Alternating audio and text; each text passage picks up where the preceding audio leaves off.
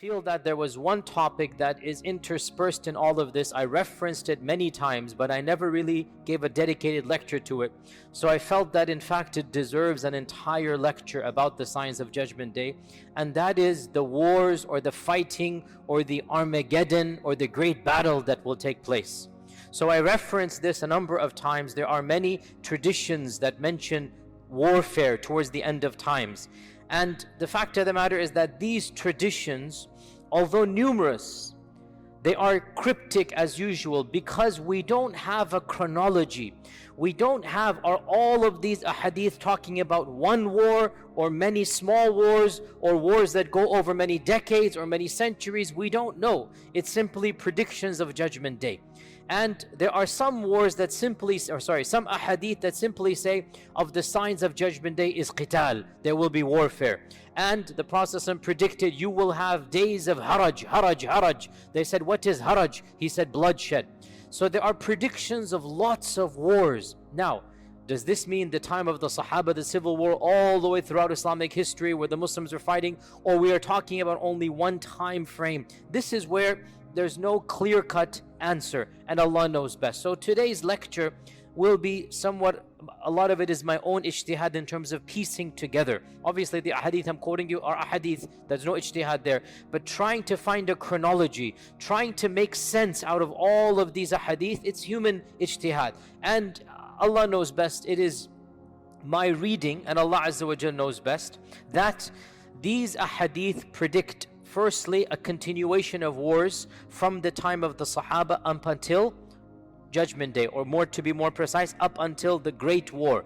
But secondly, there are a number of ahadith that mention civil war between the Muslims towards the end of times, a massive war that will take place between the Muslims.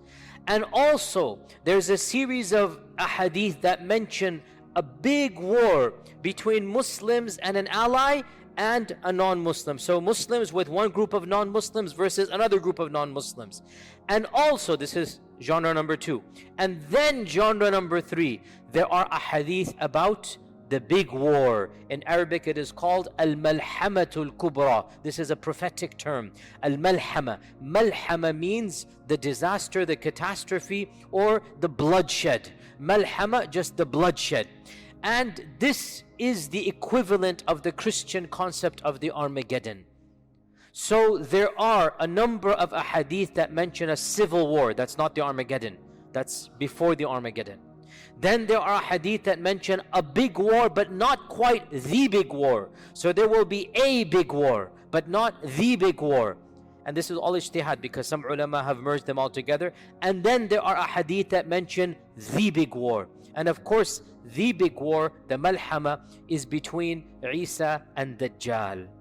That is the end, the final battle that will take place. After that, there might not be any more wars. After that, as we're going to come to later on, that might be the end of all wars, and then other things will happen after that. So Allah knows best. This seems to be the in a nutshell what we are talking about. Once again, first and foremost, a series of continual battles, mini battles. The Prophet ﷺ predicted, once the sword is unsheathed from my ummah, it will never be put back. This is a generic hadith. The Muslims will be continually fighting petty battles from the time of the Sahaba. Major battles took place, Battle of Siffin, Battle of Jamal. Continuation throughout Islamic history, Muslims have been fighting one another. You look at right now what's happening, Muslims are fighting one another, right? This is standard, it's going to happen.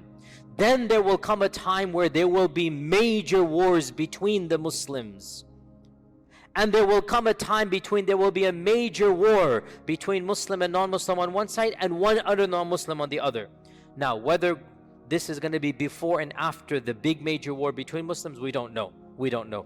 And then it will conclude with what? With the big war, the Malhamatul Kubra. So today, inshallah ta'ala, let's discuss some of those traditions and get a clear understanding of what this notion is. We begin with the famous hadith in Sahih Tarikh of Ibn Asakir, which is oft quoted many times. It is authentic hadith where Abdullah ibn Hawala said, we were with the Prophet ﷺ and we complained to him how poor we were and that we didn't even have clothes to wear. We're complaining to him.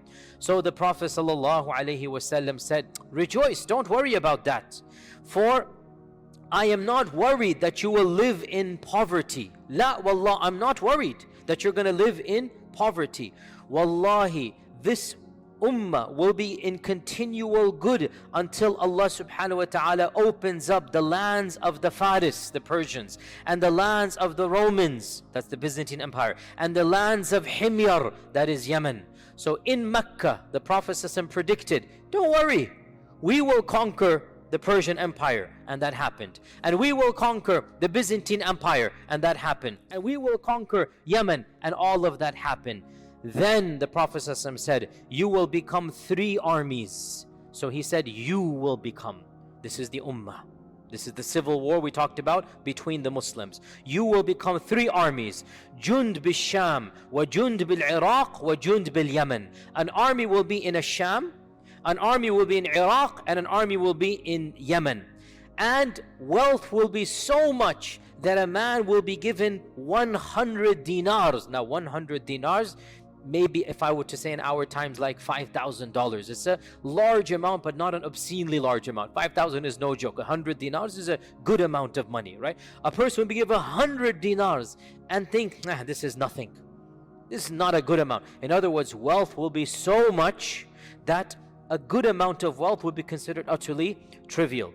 Ibn Hawala said, Ya Rasulullah, when that happens, which of these 3 armies should I be with?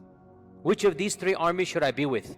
The Prophet ﷺ said, I tell you to be in the army of Ash-Sham, of Syria, because it is the chosen of Allah's people, and it is where the Qiyamah will take place. So the Prophet ﷺ predicted that there will be 3 armies, an army in Ash-Sham, an army in Iraq, and an army in Yemen. And he told Ibn Hawala, choose the army in Yemen.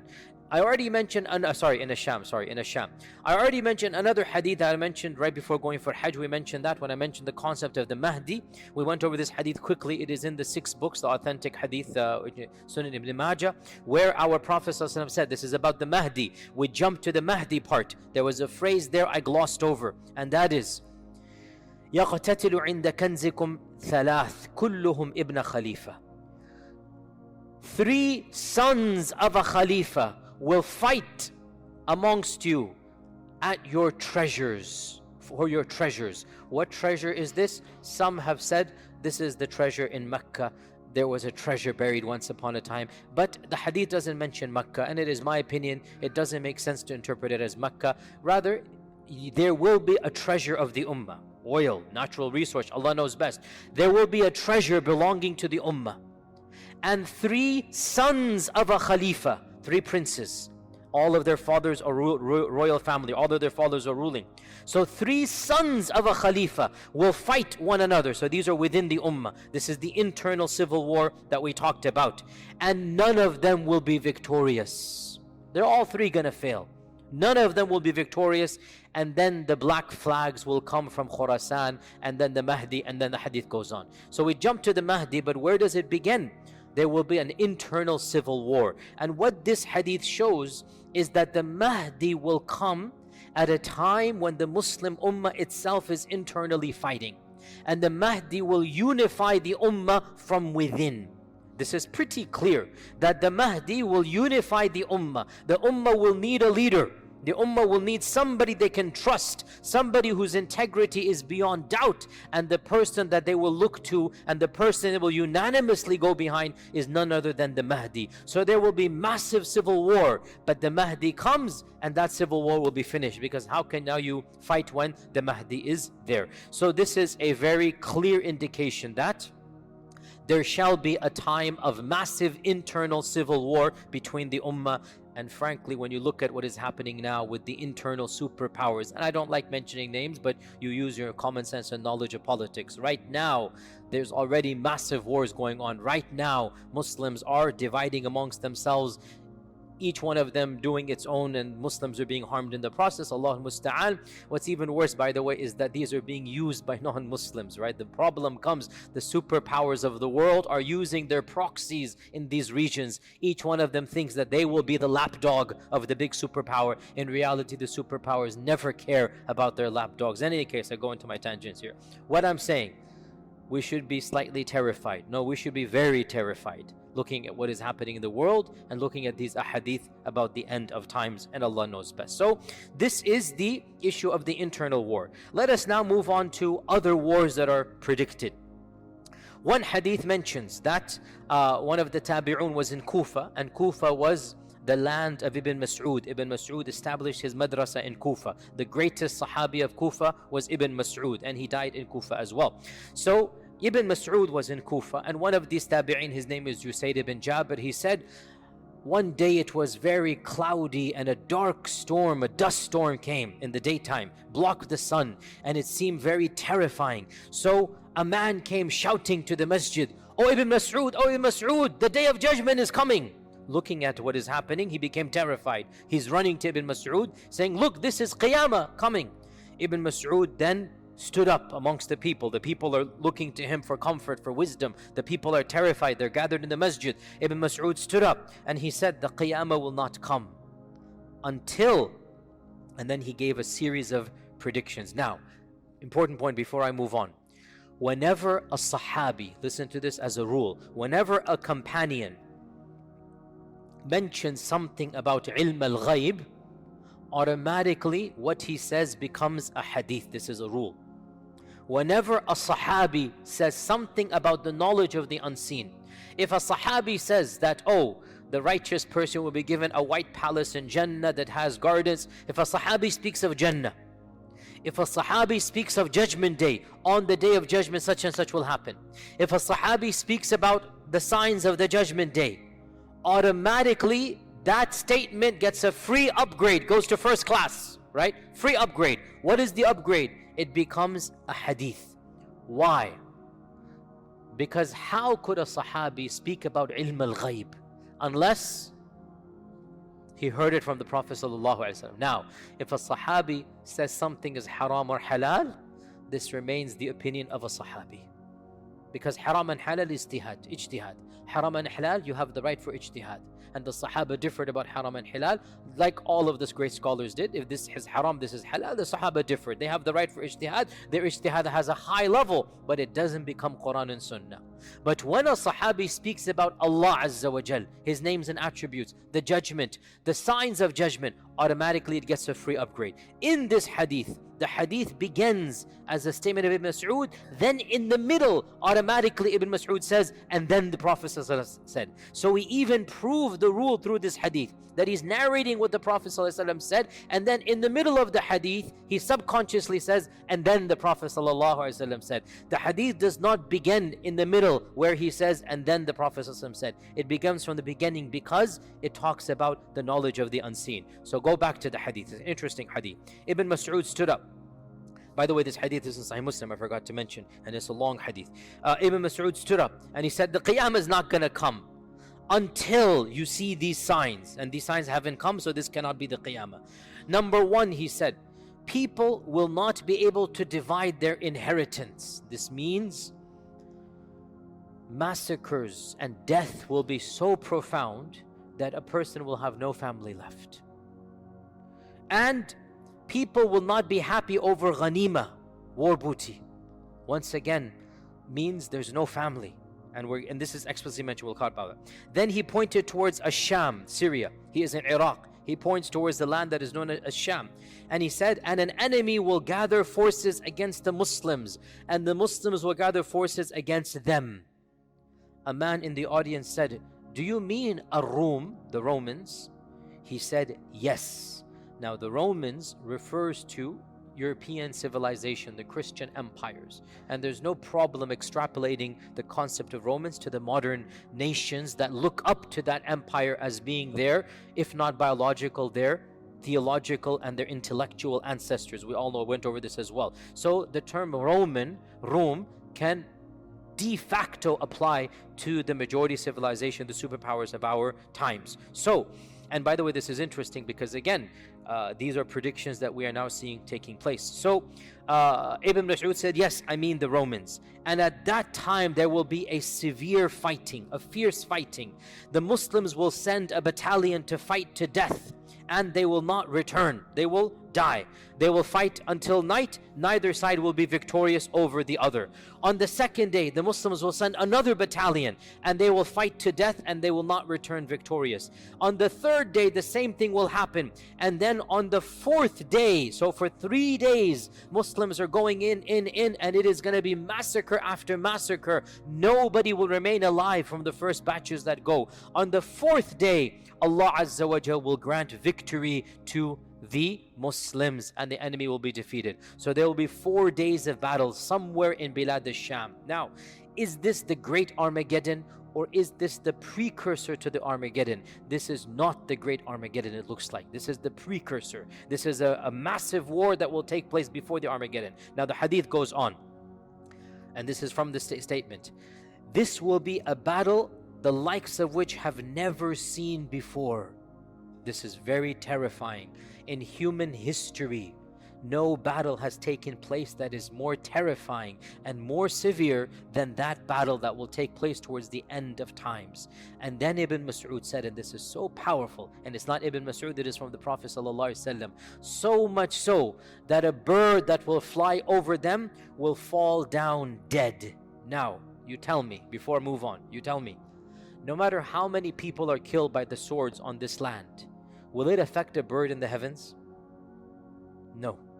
What will affect a bird in the heavens? Not swords. Get the point. Not swords. Something's going to happen that a bird in the heavens will be flying over, it will come down dead. And then the hadith goes on. Out of a family of 199 will perish and 1 will survive. The attrition rate in this war, 99%. Allahul Musta'an. What war in human history has had 99% death? None. I don't know of any.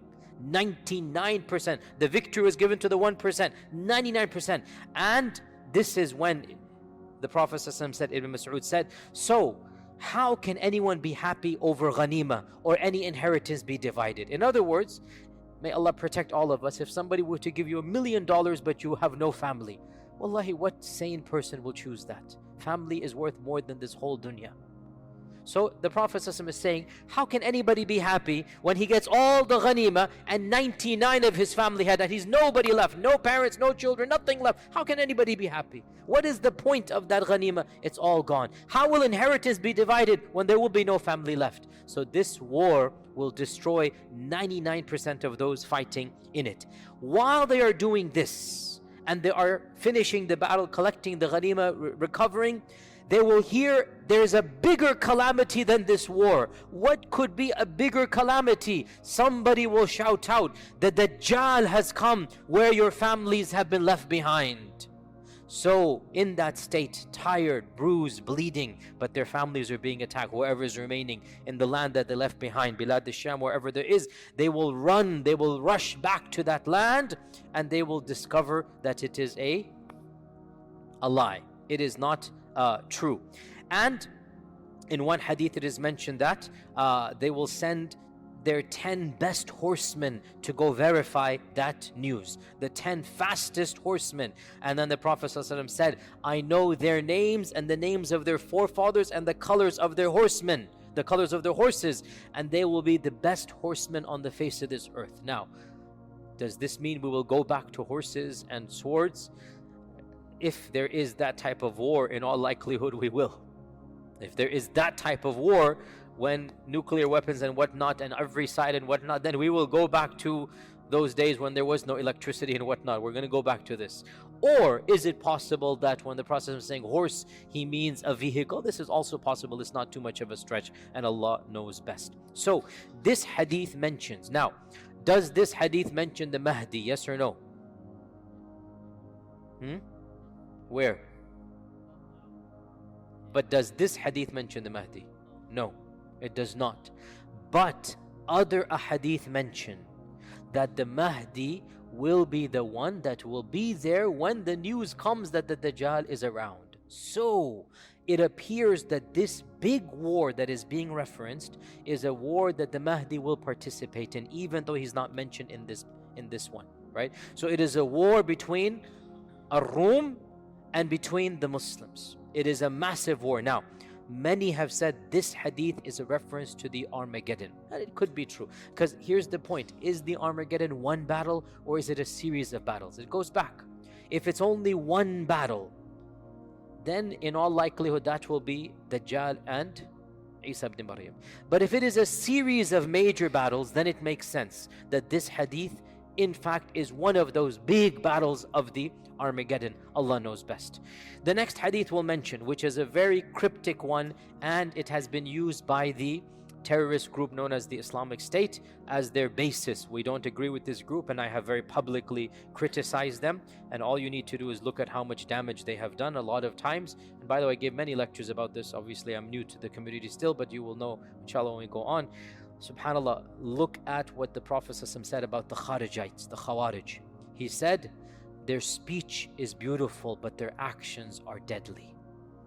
Their speech sounds good, it is sweet, but what they do is evil.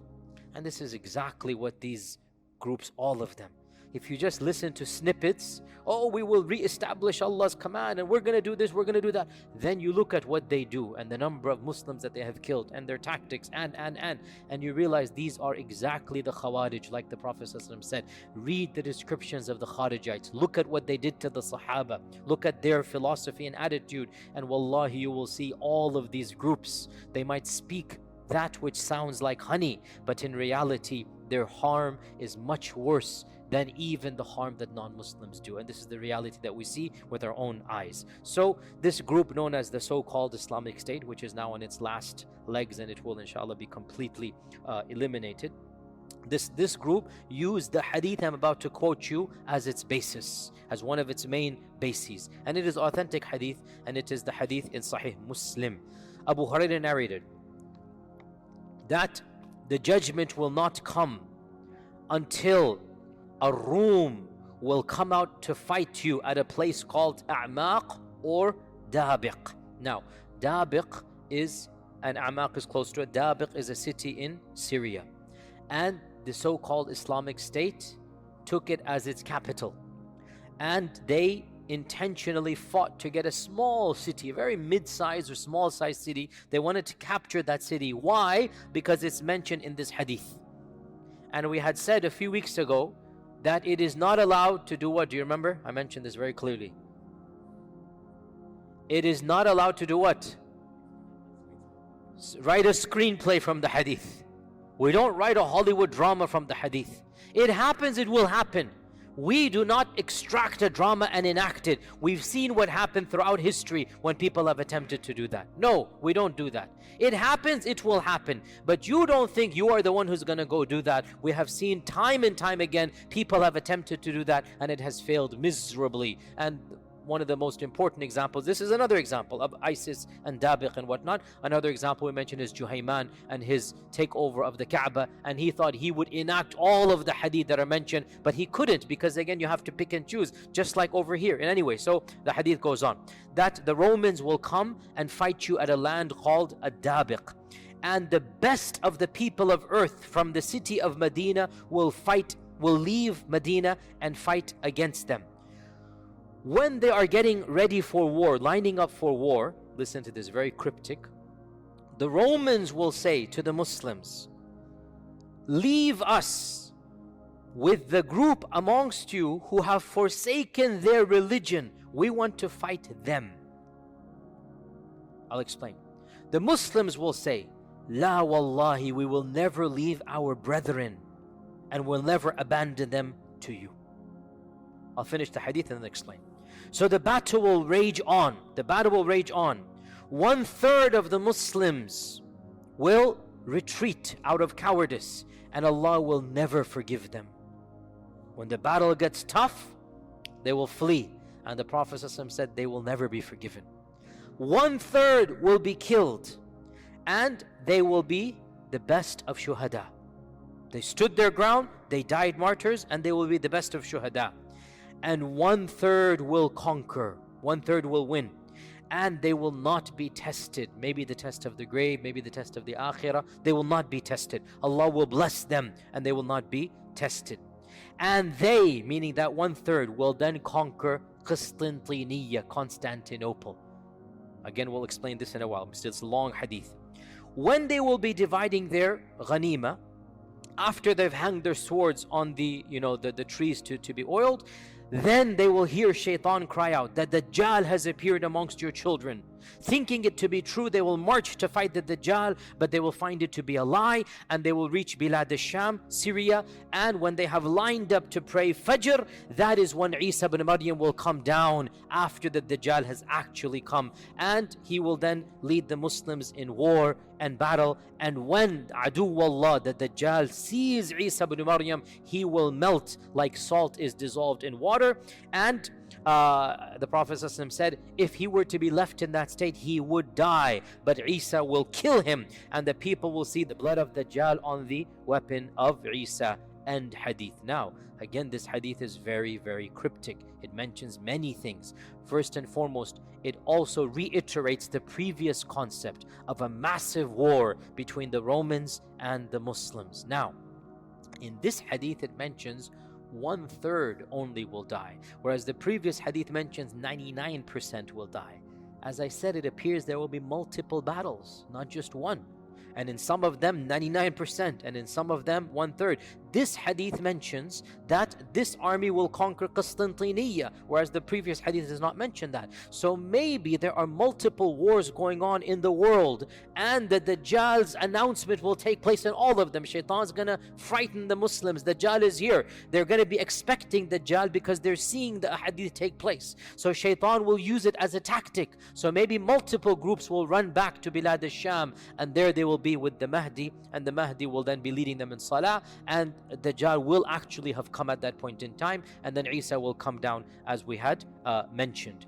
Another hadith that mentions all of these as well is that the Prophet ﷺ said, the fortress of Muslims on the day of the Malhama, this is where it is mentioned, the Armageddon, the Malhama, will be Ghuta, which is a city near Damashq, one of the best cities in Ash-Sham. This hadith is in Abu Dawood. It is authentic. 3 things are mentioned: Ghuta, Damashq, and Bilad al-Sham. Ghuta is a small city. It is still inhabited to this day, and it is maybe an hour or so outside of Damascus, or I don't know exact timing, but somebody, maybe a Syrian brother can tell me, but it's not far from Damascus. When the Prophet ﷺ said this hadith, Damashq, Ghuta, and Bilad al-Sham were the heartland of the Christian Byzantine Empire. This is like somebody saying, oh, Texas, California, these are not lands that belong to Islam. But the Prophet ﷺ predicted that Damashq and Ghuta will be a part of the ummah. And that when the great Armageddon takes place, I'm translating Malhama as Armageddon. When the great Malhama takes place, the fortress, the base, the camp of the believers will be where? It will be in Ghuta. It will be in the city of Ghuta in Bilad al-Sham. And of course, the concept of Bilad al-Sham is mentioned many times in the hadith. The Prophet ﷺ said, hadith is in Mustadrak al-Hakim, is authentic, when the fitan occur, Iman will be in Bilad al-Sham. When the fitan take place, when the big civil wars, Iman will be in Bilad al-Sham. Now let's pause for a while and look at these hadith and try to extract a series of incidents. What can we extract from all of this? So, first and foremost, realize that Bilad al-Sham doesn't just mean Syria. Bilad al-Sham in classical Arabic, pre-partition, when I say partition, don't think 1947, that's the partition of India, Pakistan and whatnot. I mean pre-partition, the Sykes-Picot Agreement. The Sykes-Picot Agreement in 1917, and then the Treaty of Versailles in 1919, which then enacted it. Before the partition of the Muslim Ummah, before England and France decided to carve up the Ummah and hand gifts out to the victors, and they took up the Ottoman Empire. Before that, Bilad al-Sham was essentially what we now call Syria, and of course also Jordan, and of course Palestine, and of course the occupying land that I don't want to mention now. The country that is the occupying regime. So all of this was Bilad al-Sham. Okay, this entire region is called Bilad al-Sham. It's not just modern day Syria. Yes, Damashq is Bilad al-Sham, but Palestine is also Bilad al-Sham. and the cities of Palestine, and the cities in the modern occupying state, all of them are Biladu Sham. Understand this point. Okay, so realize this. Secondly, it shows that towards the very end of all of these trials, the Muslims will be united and they will be fighting outsiders. They will be fighting non-Muslims. And the people from other lands will come, like Medina.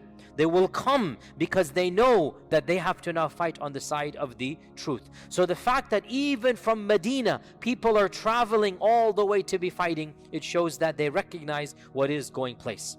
It is also very clear that these wars are taking place with the Mahdi being alive. And when the Mahdi is alive, there is no civil war. How can you fight when the Mahdi is on one side, right? So this is a war between the Mahdi and the believers on one side and the unbelievers on the other side. This is a very clear issue. It also shows, as I said, that in all likelihood we're talking about multiple wars. Or maybe, Allah knows best, the Mahdi himself is going region to region. In one battle, 1/3 will die. In another battle, 99% will die. Allah knows best. Again, we don't know. We're just putting all of these together. And the fact that the bird is mentioned shows that this isn't your typical war. That chemical or nuclear or whatever seems very likely in these types of hadith. Wallahu al-musta'an. Also, what is this cryptic phrase where the Rum are going to say, hand us our brethren, and the Muslims will say, no, they are our brethren? What is all of this? This is very interesting. It appears, and Allah knows best, that there will be a large group of converts from Bilad al-Rum to the land of Islam, and they will be fighting on the side of the Mahdi and the Muslims, and the Bilad al-Rum are going to view them as being traitors. And from their perspective, they're right. From their perspective, they're right. They are traitors. So they will say, first, we want to deal with these guys because they betrayed us and our values. And the Muslims will say, what? They're not your guys, they're our guys. La wallahi, we will never abandon our brethren for you. This hadith is Sahih Muslim. It's really profound, and inshallah it indicates that there will be massive conversion. So much so that the Bilad al-Rum remnants are angry that how come you have those people? They're angry, they're irritated. And this also shows that these hadith are not anti-Semitic or anti-Western. No, it is good versus evil. And you will find people of all ethnicities on the side of good. And you will find people of all the ethnicities on the side of evil as well. We talked about this last week. These hadith are not anti-Semitic. There will be righteous people who see the truth and they will be fighting on the side of truth. And that's why the other group will demand we want them back to us. Another hadith, now we move on to other hadith and then again go back. As for the issue of Constantinople, we'll come back to it. A very interesting narration goes back to Ibn Hawala, Abdullah ibn Hawala. He has a number of interesting narrations about Judgment Day. Abdullah ibn Hawala, the Prophet ﷺ said, O Ibn Hawala, when you see the Khilafah having been descended to Al-Ard al-Muqaddas, which is Jerusalem, when you see the Khilafah having been descended to Ard al-Muqaddas, then know that the Zalazil and the Fitan and the Balaya are coming, meaning the great wars and whatnot are going to happen, and that Qiyamah is closer to mankind than my hand is to you or to your head. So his hand was on, Ibn Hawala's chest or whatnot. So know that Qiyamah is closer to mankind than my hand is to you. Now, this hadith tells us there shall be a Khilafah, but not based in Mecca or Medina, not based in Iraq like the Abbasids, not based in Damashq like the Umayyads, but rather based in Al-Ard al-Muqaddas. إذا نزلت الخلافة بأرض المقدس. Now, in all likelihood, this is the Mahdi. Some have said maybe it's before the Mahdi. I am highly skeptical. There's too many ahadith that mention civil war and fighting and whatnot. And the ummah has never been united since the time of Uthman radiallahu anhu and Ali. Do you think it's going to get united again? But we strive for unity. But realistically, it's not going to happen until the Mahdi comes. Also, our Prophet predicted that the Khilafah will come back towards the end of times. ثم تكون خلافة على منهاج النبوة. Hadith is Musnad Imam Ahmad. Then there shall be a Khilafah upon the prophetic methodology. In all likelihood, this is, Allah knows whether this ijtihad is correct or not, but in all likelihood, it seems to be none other than the Mahdi himself. And the Prophet is telling Ibn Hawala, when the Mahdi comes, judgment is going to come tomorrow. And that's very true. When the Mahdi comes, go to him, be with him, and the judgment is going to be the very next day, basic meaning immediately after that. And that's again very clear. Now, another point here as well, another issue, which is again, all of these hadith, you just have to try to sift through them, see if we can understand them. So another issue that is explicitly mentioned is the conquest of Qistintiniya. Qistintiniya is, of course, Constantinople, named after the Roman Emperor Constantine. They were so humble that they wanted to name cities after themselves, so it was very common to name cities after themselves. And so Constantine basically made the city his capital, and he named it after himself, Constantinople. And Constantinople became the bastion of human civilization for almost a millennia. This was the city and the land. This was really, there was no competition with any other civilization up until the coming of Islam. For a millennia, 1,000 years almost, Constantinople was the cradle of civilization. And amazingly, our Prophet ﷺ predicted Constantinople will be ours. Again, we are coming so many centuries later, we don't even think about this. One of the most significant episodes in human history, or I should say recorded human history, one of the most significant episodes is 1453 and the conquest of Constantinople.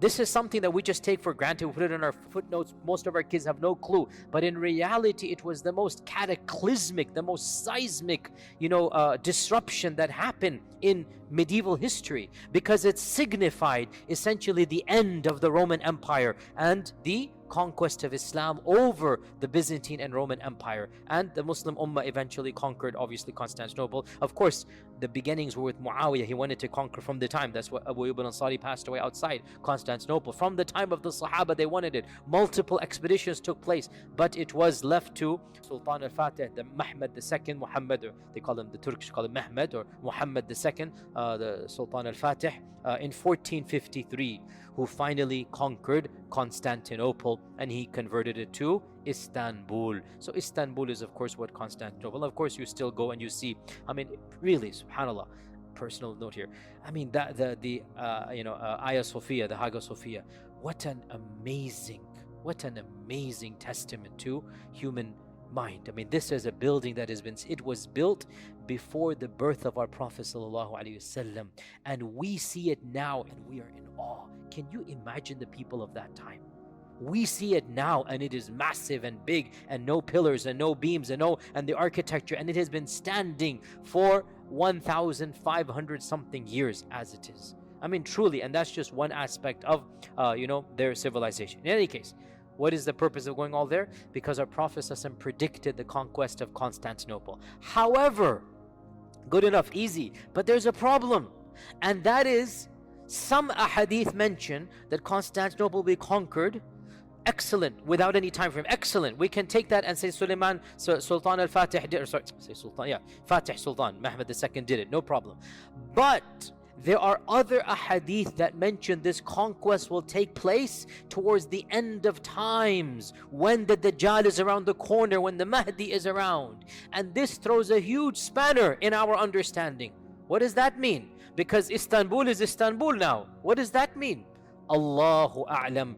I have no explicit or clear-cut or unambiguous answer. The only thing that can be said is that that land will revert to being controlled by a group that is not sympathetic to Islam, maybe even if they call themselves Muslims, Allah knows best. Because again, for a time frame, Ataturk, maybe it could be called that is a Darul Kufr government, what Ataturk did, but now it is not like that. Now Istanbul, alhamdulillah, it is a, alhamdulillah, Muslim land and whatnot. So definitely it's not like that now. But maybe things are going to change in that land. May Allah protect all Muslims. But maybe things are going to change and there will be a reconquest of Istanbul, of Constantinople.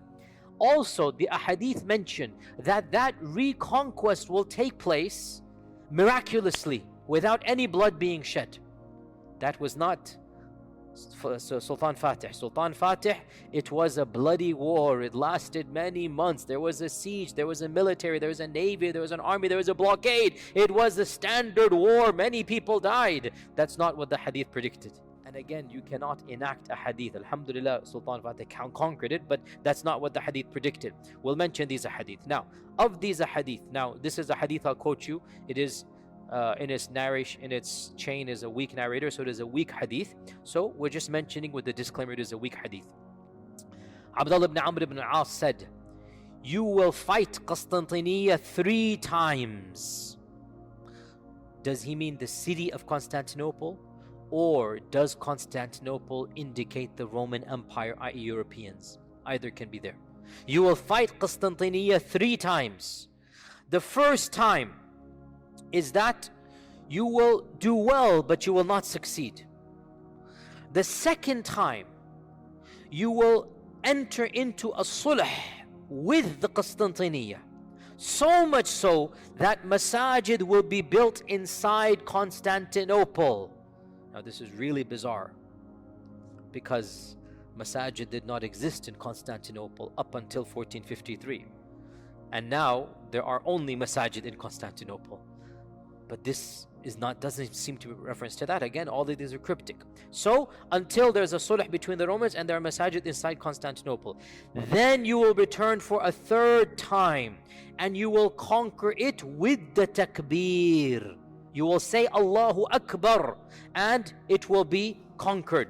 And the Prophet ﷺ said that 1/3 of Constantinople will be destroyed and 1/3 will burn down and 1/3 will be divided amongst you. Now this hadith seems to indicate a final conquest of Constantinople, and this is something that once again it is mentioned in another hadith which the majority of scholars have interpreted to mean Constantinople. And I'll mention it now. Now the hadith I just quoted you, it is weak. It is mentioned in the Kitab al-Fitan of Nu'aym ibn Hammad and it is weak. The one I'm about to quote you now, it is authentic Sahih Muslim.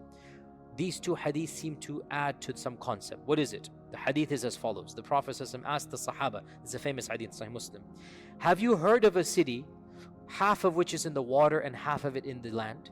Or in another narration, have you heard of the city, part of it is in the water and part of it is in the land? The vast majority of our commentators said this is Constantinople, because Constantinople, essentially it divides Asia from Europe. You have the Bosphorus Straits, right? And you have that city that, it's considered that it is basically one half this way, one half that way. So the majority of our ulama, and Nawawi ibn Kathir, others, they say this is Constantinople that the Prophet is describing. They said, yes, we have. Listen to this now. The Prophet said, hadith is in Sahih Muslim, the Qiyamah will not happen until 70,000 of the Bani Ishaq will conquer it. Not the Bani Ismail, the Bani Ishaq will conquer it. And when they come to it, they, the Bani Ishaq, will not fight with swords, nor will they fight with arrows. Rather they will say, La ilaha illallah, Allahu Akbar, and one of the sides will fall down. Then they will say, La ilaha illallah, Allahu Akbar, and another side will fall down. Then they will say, La ilaha illallah 2, 3, 4 times until all 4 sides will be fallen down. And then they will enter the city and begin to distribute his ghanima. And while they are distributing his ghanima, the shaitan will call, or a crier will call, that verily the dajjal has come out to your family, and they will leave everything and return to their family. End hadith. Now, we've heard the similar hadith before, but now we have an added detail. What is that detail? 70,000 of the Bani Ishaq will conquer Constantinople. So, putting all of this together, it is plausible, very reasonable to say that the armies of the Mahdi will be fighting at multiple places in this world. And some of the fighting will be more severe than others. And one of the very end of those battles will be the battle of the conquest of Constantinople. But in this battle, there will be no war, there will be no blood, there will be no swords. It will be a miracle given to them. The people in that battle will come and find the walled gates, and they will realize they cannot fight the people of the city, but they will know this hadith. And the Prophet is telling them, you're going to use this tactic of mine. He's telling them what to do, and they believe in the hadith, so they will use this tactic. So they will say La ilaha illallah Allahu Akbar 4 times, all of them in unison. Their takbirat and their tahlilat, they are going to cause the walls to fall down, and they will conquer the city without any bloodshed. And then the news will come, Dajjal has come. So they will flee back to Bilad al-Sham from Constantinople, only to discover it was a lie. Then when they're in Sham, Dajjal will actually come, and then they're wondering what to do, or fighting him a few times, and then Isa will come, and then as we had mentioned before, it resumes. Now, who are the Bani Ishaq? Some ulama have said that this is a reference to the Romans, that they were considered to be, the Arabs would call them, because Bani Ishaq is not, it's not the standard term for the Yahud. Bani Israel is the standard term. And who is Israel, by the way? Yaqub, not Ishaq, because Ishaq had multiple, or he had 2 sons, right? Is or Isa, or Is and Yaqub, Jacob, right? Esau and Jacob, according to the Old Testament, right? So Allah knows best. Some people say that the Arabs thought that some of the Romans were the descendants of Isa, the second son. So to say Bani Ishaq is essentially a reference to the Romans. This is one interpretation. Another interpretation, it means the converts of the Yahud. And even some scholars said, and I don't agree with this at all, but some scholars, I'm just saying what they said, telling you what they said. Some scholars said, oh, this must be a mistake. The Prophet ﷺ said Bani Ismail, and one of the narrators messed up, and he made it Bani Ishaq. But that's too, I mean, this word is so rare. It's impossible that somebody would have messed it up, right? So a number of ulama said, this is so bizarre, Bani Ishaq. It never occurs in any hadith, Bani Ishaq. It's not even Bani Ismail. You know, it's Bani Ishaq, right? Or sorry, it's not Bani Yaqub or Bani Israel, I meant Bani Israel. It's Bani Ishaq. And it appears, and Allah knows best, this goes back, because the term 70,000 is mentioned. It goes back to the other hadith, which is very clear that there are going to be 70,000. Now remember, 70,000 in Arabic does not mean exactly census 70,000. It is a broad figure. You know, we say in English, man, I called you a dozen times. You don't mean a dozen, right? Now, if you say, I called you 7 times, you mean 7, right? But you say, I called you a dozen times, or I called you 100 times. Everybody knows you don't mean it literally. In Arabic, 7, 70, 700, 70,000. This is the generic. When you say 7, you mean I called you a few or something. When you say 70, it's around that. So 70,000 basically means around 100,000 or 50,000, around that much, right? It's not exact 70,000. So the Prophet ﷺ is saying there will be 70,000 converts, essentially. This looks like we're deriving this from all of these hadith. Means like 100,000 of them have converted. That's not a minor amount, and they are fighting on the side of the Muslims, and it is at their hands, the hands of the converts, that Constantinople will be conquered, not at the hands of the born Muslims. It will be those who are pure, those that have chosen to fight with the truth. Allah will bless them, that when they say the takbirat, their takbirat will cause the walls of the city to fall down, and they will then conquer Constantinople or Constantinople. طيب. Now, this is the standard interpretation. I am sympathetic to it. A number of scholars say this hadith doesn't apply to Constantinople. Have you heard of a city, a part of it is in the ocean and a part of it is on land? That's what the hadith says. Another group of scholars says this hadith is a reference to Venice. Venice, canals, whatnot. And we say maybe, Allahu A'lam. What can we say? Maybe. I can't deny it, can I? Because the hadith doesn't mention Constantinople. However, other hadith mention Constantinople. No hadith mentions Venice. So Allah knows best. I am sympathetic to this hadith being Constantinople, but we cannot negate that it might possibly be other cities as well, and Allah knows best. Now, we've talked about the Malhama, we've talked about the civil war, we've talked about the Romans on one side and the Muslims on the other. We've talked about the conquest of Constantinople. There's one set of a hadith also left, and that is during one of these series of wars, or maybe before all of this begins, because we don't know. Chronology is not mentioned. We do not know.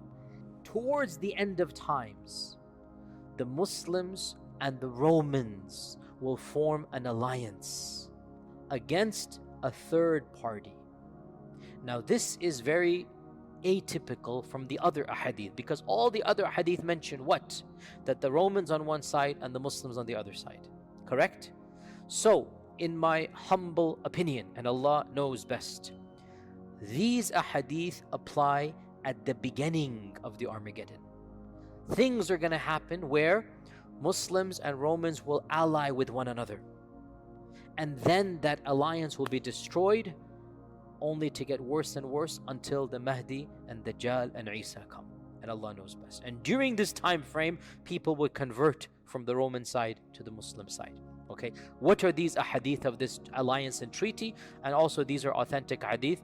This hadith is in Abu Dawood, that Auf ibn Malik al-Ashja'i said, I visited the Prophet ﷺ during the Battle of Tabuk, when he was in the Battle of Tabuk, and his tent was made out of leather.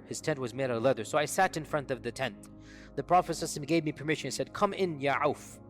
So, and this shows you how eager the Sahaba were, that Auf was sitting outside, and the Prophet ﷺ saw him from the opening. He saw Auf. He said, come in, Auf.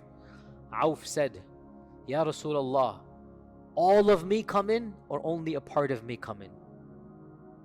Means, should I just stick my head in, or do you allow my full body to come in? Yani subhanAllah, the Sahaba were so particular of the permission. Like, what are you allowing me to come in? This is your private space, Ya Rasulullah. When you say come in, are you saying I fully come in, or do you want me to just put in my head and talk to you? So the Prophet said, no, kulluk, yani all of you come in, your whole body come in. So Auf came, and he said to the Prophet, the Prophet said to Auf, O Auf, count 6 things before judgment will happen. He gave him a prediction. Count 6 things before Judgment Day. Number 1, Mawti, my death. Auf said, as soon as I heard that, I was shocked and saddened. SubhanAllah, we take, obviously, the process of not being amongst us, we take it for granted. We're born that way. For the Sahaba, they could not imagine a world without the Prophet ﷺ. They could not imagine. It's something their mind could not conceive of. And that's why when the news came at Uhud, what happened? The Sahaba, they reacted the way they did. And that's why when the Prophet actually passed away, Medina was in gloom. As Anas said, we had never seen that sadness in our whole lives, right? So they could not imagine a world without. So they never thought, may Allah protect all our loved ones, but we can never imagine living without our loved ones, with our parents. We don't, the world is there with them. Then when they go, that's when the shock comes to us. So the Prophet is saying, count 6 things. Number 1, Mawti. Auf said it was a shock to me. It was, what? Your maut? Before his mind can grasp. Number 2, 3, 4, 5, 6 come out. So he has to pay attention. Number 2, he said, then the Prophet saw him shocked. He said, count that as number 1. He's emphasizing. The first sign of Judgment Day is the death of the Prophet ﷺ. That's the first sign. His death is the beginning of Ashrat al-Sa'a. Number 2, he said, Fathu Bayt al-Maqdis, the conquest of Maqdis. Has that happened? Yes, in Abu Bakr's time. SubhanAllah, Abu Bakr's last day of Khilafah was the conquest of Bayt al-Maqdis. And the first day of Umar, he received the Khilafah and the news of the conquest on the same day. Fathu Bayt al-Maqdis. And when he said this, it was impossible to even think of Bayt al-Maqdis being in Muslim lands. Wallahi, it is one of the biggest miracles of the truth of Islam that our Prophet predicted these things, and they took place within a year after his death. A year after his death, Bayt al-Maqdis is conquered. And if you really understand history at that time, this was impossible to conceive of. That this small group of Muslims in Medina who have not yet even conquered Mecca, and they're going to go conquer Bilad al-Sham and Bilad al-Rum and Bilad al-Faris. It's inconceivable. And yet within a year that took place. One of the most unexpected historical turns for Western historians is the rise of Islam. It is inexplicable. They cannot explain it. How could a group from their perspective of ragtag Bedouins come and disrupt human civilization, destroy the Sassanid Empire, carve out the Byzantine Empire, create a civilization that was even more glorious than the both of those previous ones combined? They don't understand how that happened. So for us, our Prophet said, number 2, it will be the conquest of Jerusalem. Number 3, a plague that will come amongst you and destroy your children and your wealth and property, and it will purify your good deeds. Our scholars say this is the plague of Amwas in the 18th year of the Hijrah. There was a massive plague in the time of Umar al-Khattab. It was the worst plague of early Islam, and they say this is that prediction. Number 4, wealth will be distributed amongst you so much that if a person is given 100 dinars, he would not be happy. The Sahaba were very poor. 1 dinar was a big deal. 100 dinars was a fortune to them. And we're now at a time when 100 dinars is, okay, no big deal. We're at this time now. Number 5, there will be a fitna, a trial that will not leave any of your houses except that it will touch it. Our scholars say, in all likelihood, this is the fitna of the Sahaba, that every single household was affected. Siffin, Jamal, Aisha, Talha, Zubair, Muawiyah, Yazid, that fitan, that first war, the civil war that took place, they say this. Others say this might yet be another fitna that will happen. And then number 6, and this is what we're interested in. Number 6, there will be a treaty between you and the Romans. There will be a treaty between you and the Romans. And then they will betray you and march against you with 80 banners, under each of which will be 12,000 troops. In other words, 100,000 people. This hadith is in Ibn Majah. Another hadith mentions that you will form a treaty with the Romans, and you will fight an enemy common to both of you. You will form a treaty with the Romans, and you will fight an enemy common to the both of you. Then you will be victorious, and as you are returning back, one of the Romans will raise the cross on a mount and say, "This has caused us victory." And a Muslim will get angry and destroy that cross, say, "Allah has caused us victory." And war will break out, and the Romans will break their truce. And then this incident of marching against you will take place. So these are only 2 or 3 hadith about this. That's it. But they predict another genre of predictions, and that is, there will be a third enemy. Who is that third enemy? Allahu A'lam. But it's neither the Muslim peoples nor the Europeans. There is another power on the rise. May Allah protect us from all of them as well. But anyway, this Allah knows whether that power will be the actual one. So there will be a third race, a third group of people. You and the Romans will join hands in fighting them, and there will be an alliance between you, and you will be victorious. Once that enemy has been gotten rid of, then the Romans will essentially break their treaty with you because of this minor skirmish where a Muslim said, "No, it's not the cross," and he destroys the cross, and it's between 2 people, but the Romans will take that as an excuse to destroy the treaty, and they will then attack you. They will march against you with 80 banners. Now, many of our modern scholars say this must be a reference to the modern United Nations or whatever. I say Allahu A'lam, Allahu A'lam. But 80 flags. 80 flags on one side. Every flag has a major 10, 12,000 people. That's a major war. So this is another prediction of a great Armageddon that will take place, and Allah knows best. Now, again, is this the Armageddon, or is it one of them? Again, it's all cryptic. Allah knows best. It can also be said, and this is a valid interpretation, I'm not denying it at all, it can also be said that the final battle between Dajjal and Isa will be an easy battle, not a difficult one. And that the Muslims will not die en masse in that battle. And that will be a gift to Allah to the believers. The hadith are not explicit. I'm simply saying it can be derived. How can we derive this? Because when the Dajjal sees Isa, what's going to happen? He will scream, a loud scream, and flee away and dissolve, and Isa will kill him. Now, with Dajjal being killed and his followers see Dajjal being killed, they're all scattering helter-skelter. They're all be going, and that's when the creation will say, come and kill the person behind me, right? It could be said, another interpretation of all of these is the final battle is not the Malhama. The Malhama is the one before it, which is this one. The Romans and 80 flags on one side and the Muslims on the other. As for the actual final battle, it will be a gift. Why will it be a gift? There will be no resistance from the other side. You understand this point, right? You guys following? I've given you multiple interpretations. Allah knows best. Now, before we conclude, very briefly, what is the Christian understanding of the Armageddon? The word Armageddon is a Greek word that itself comes from a Hebrew cognate and a Hebrew origin word, Har Majido. And Har in Hebrew means a hilltop, and Majido is the name of an ancient city. Megiddo now, it's the name of an ancient city that now falls in the land of Israel, the territories and whatnot. And this city of Megiddo, it is close to the modern city of Haifa, Jaffa, and of Nazareth. The city of Haifa and Nazareth, it is north of Jerusalem. And this, even in pre-biblical times, even in ancient times, this was a city that was inhabited by the ancient Canaanites. It's been inhabited by 7,000 years, one of the ancient cities of the world. And the Bible mentions the city of Megiddo multiple times. And there are cryptic references in the book of Revelations that there will be this massive war. What the book of Revelations, by the way, is a book in the Bible in which there are predictions for the future. Ashrat al-Sa'a for the Christians is in the book of Revelations.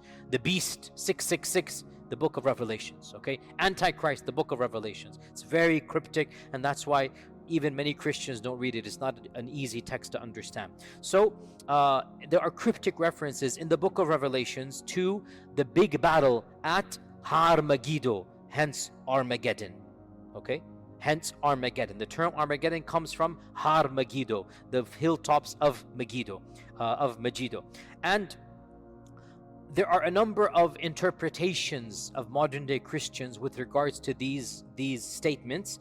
Many Christians, this is the default amongst the non-Protestants. Many of them, they just reject this. These are just tales. They don't believe. Again, Muslims, learn your Christianity if you want to be involved in da'wah. Not all Christians are the same, just like not all Muslims are the same. Many Christians don't consider the Bible to be the word of God anyway. This is the default in America. The majority of Christians do not take the Bible literally. So it's not a big deal for them if the book of Revelation says something, no big deal. However, some strands of Christians take the Bible literally, and in particular, of course, evangelicals and the Baptist strand, this is well known for this. And so for them, they have a very, very particular belief in the second coming of Jesus and in the resurrection of the dead and in the rapture, it's called, and in the Armageddon. Now is not the time to get into the series of events they believe in. There are multiple strands within Christianity. Please study them if you're interested. You have the pre-millennialists, you have the post-millennialists, you have the amillennialists. All of these are various strands of Christianity.